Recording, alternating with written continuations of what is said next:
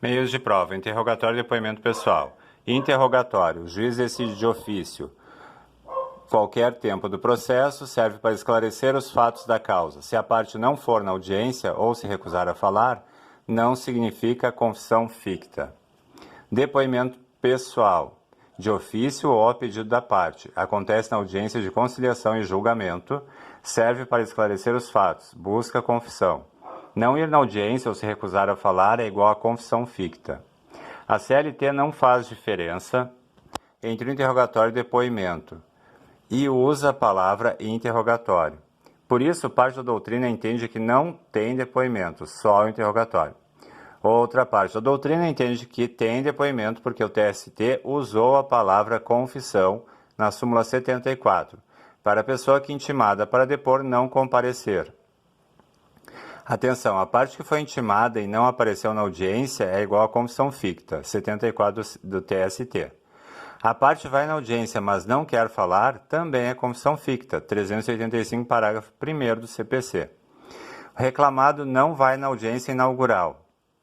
É igual a confissão ficta e revelia, 844 da CLT. Essa confissão gera presunção relativa, pode ser elidida por prova em contrário. A confissão pode ser do reclamante quando ele não vai na audiência de prosseguimento. Quem ainda não depôs não pode assistir o depoimento da outra parte. A parte não é obrigada a depor sobre fatos criminosos que foram atribuídos a ela, quando deve guardar sigilo por causa da profissão ou do estado em que se encontra, em desonra própria ou da mulher ou parente, que coloquem em risco a própria vida da mulher ou de parente. Confissão. Requisitos. Exige 3 elementos. Reconhecer um fato que a outra parte alegou, voluntariedade da parte que reconhece o fato, prejuízo ao confitente decorrente de seu ato. A confissão pode ser real, a pessoa se entrega, ou ficta, mera ficção jurídica. Pode ser por revelia, não foi no depoimento pessoal ou se recusou a depor. Admite-se a confissão simples, que é a ciência do fato contrário ao confitente, e qualificada, que é a parte que faz a confissão, nega os efeitos jurídicos que a parte contrária quer. Exemplo, o empregado com embriaguez habitual é demitido por justa causa. O empregado reconhece que bebe, mas não reconhece a demissão porque se diz doente. E existe ainda a confissão complexa, que é a confissão que traz novos fatos para o processo. Pessoas. Quem confessa é a própria parte ou seu representante com poderes especiais. Atenção!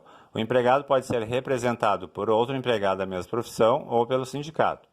Eles têm a função de impedir o arquivamento, mas eles não podem confessar. Apontamentos. A confissão é ato pessoal, prejudica só quem confessou. No caso do litisconsórcio, prejudica só quem confessou, não os litisconsortes. Não vale a confissão de fatos relativos a direitos indisponíveis. A confissão não tem valor quando feita por pessoa não capaz de dispor dos direitos referentes ao fato confessado. A confissão ficta, pelo representante, só é válida quando feita nos limites em que este pode vincular o representado. A confissão é indivisível, não pode a parte querer usar a parte que a beneficia e rejeitá-la no que for desfavorável. A confissão é irrevogável, exceto quando decorre de erro de fato ou coação, e pode ser anulada por ação anulatória. E importante, a legitimidade para ajuizar esta ação é exclusiva do confitente, ou caso ele morra, dos herdeiros e sucessores. Prova testemunhal. Generalidades. Depoimento de um terceiro sobre a veracidade ou não dos fatos. Depoimento é uma obrigação, um munus público. A testemunha não pode sofrer desconto no trabalho. Para ouvir testemunha que mora em outra comarca, pode ser por videoconferência. Quem pode testemunhar? Todas as pessoas, exceto os incapazes, impedidos ou suspeitos. 3 hipóteses em que não será prestado compromisso. Parente até o 3º grau, amigo íntimo e inimigo de qualquer das partes. 3 hipóteses em que não será prestado compromisso. Primeira hipótese, parente até o 3º grau. Segunda hipótese, amigo íntimo. Terceira hipótese, inimigo de qualquer das partes. Observação. Quem são os incapazes? É o interditado por doença física ou mental. Incapaz é o menor de 16, incapaz é o cego e o surdo. Quem são os impedidos? É o cônjuge, o companheiro, ascendente, descendente em qualquer grau. Quem é parte na causa? O que intervém em nome de uma parte no processo. Quem é o suspeito? É o inimigo ou amigo íntimo, o que tiver interesse no litígio. Contradita. Se a parte contrária quiser alegar incapacidade, impedimento ou suspeição, fará por contradita, que deverá ser arguída depois da qualificação da testemunha e antes dela prestar o compromisso. Número máximo de testemunhas. Número de testemunhas é definido por partes, não por fatos. A quantidade é limitada pelo procedimento. Ordinário, 3. Sumaríssimo, 2. Inquérito para apuração de falta grave, 6. Ordinário 3, sumaríssimo 2, inquérito para apuração de falta grave 6. Esse limite é das partes. O juiz pode determinar a intimação de mais testemunhas. Testemunha do juízo. Atenção, litisconsórcio. Litisconsórcio ativo, vários reclamantes. Mesmo número de testemunhas. Litisconsórcio passivo, vários reclamados. Cada litisconsórcio pode ter no máximo 3 testemunhas. Isso porque a inclusão de vários reclamados foi opção do reclamante, não dos reclamados.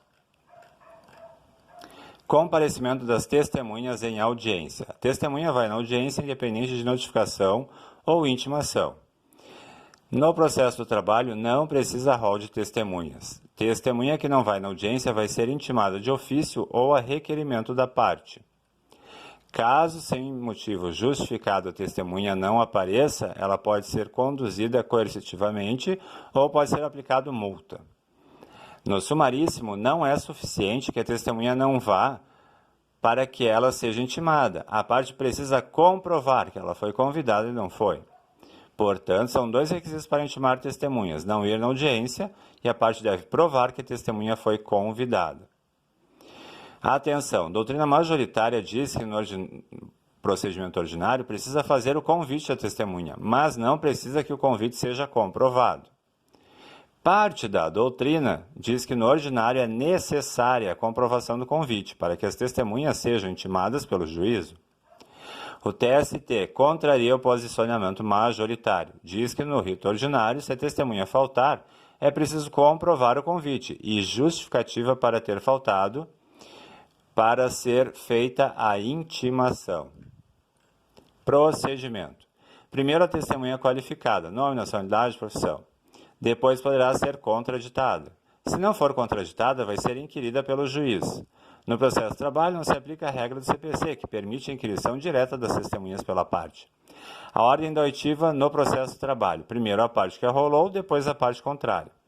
A parte da oitiva pode ser alterada conforme o ônus da prova ou quando o juiz achar necessário. O juiz pode indeferir perguntas impertinentes, irrelevantes ou vexatórias, sendo transcritas no termo se a parte o requerer. O juiz fará com que o depoimento de uma testemunha não seja ouvido pela outra. O juiz pode determinar a acariação de um fato controvertido. As testemunhas são colocadas frente a frente. Língua nacional. Testemunha não sabe falar. Intérprete nomeado pelo juiz. As despesas são da parte sucumbente. Surdo-mudo, ou quem não sabe escrever. Intérprete nomeado pelo juiz. As despesas são da parte sucumbente.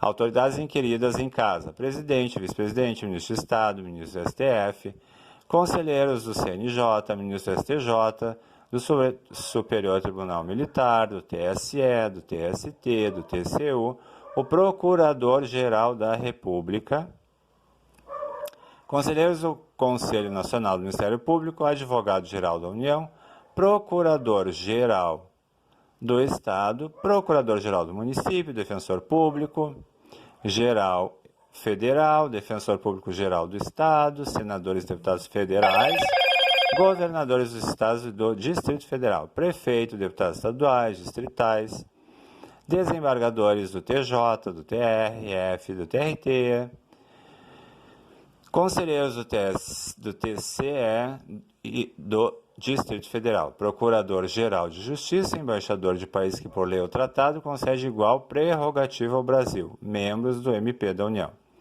O juiz solicitará a autoridade que designe dia, hora e local para ser inquirida. Será enviada a cópia da inicial da defesa oferecida pela parte que a arrolou.